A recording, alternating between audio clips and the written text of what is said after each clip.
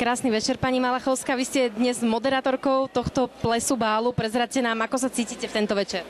Cítim sa úplne fantasticky, pretože si myslím, že bál je naozaj výnimočný. Sú tu mimoriadne skvelí hostia. Kam sa pozriem, tak mám pocit, že či už ho poznám z videnia, alebo viem, že nejakú funkciu v našej krajine alebo v našom meste zastáva. Takže teším sa, že sú tu mne milí spoločenskí bratislavčania, ale aj iní z celého Slovenska. Jednoducho ľudia, ktorí sa prišli zabaviť a verím, že prišli prežiť jeden krásny večer. Ja bratislavský bál robím už naozaj po niekoľkýkrát, ale takýchto bálov nie je veľa. Ja myslím, že prostredie Bratislavskej Reduty k tomu prináša skutočne ten najtop honor, ktorý sa dá v našom meste zažiť.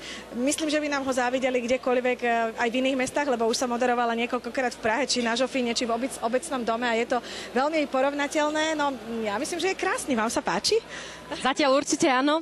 Máte nádhernú robu, prezradte, kto vám ju ušil, alebo kde ste sa inšpirovali? Je skvelá Majka Andrašovanová, keďže ja toto mám 5. ples túto sezónu, takže nešijem, ale naopak Majka ma obliekla, bola ma aj zašnurovať, lebo veľmi dôležité na týchto šatách je vždy, aby vás do toho dobre navliekol a žiaden chlap to nechce robiť, ani vlastný, ani nevlastný, takže sú od Majky a veľmi sa teším, pretože ich odkladala pre mňa a cítim sa v nich fajn.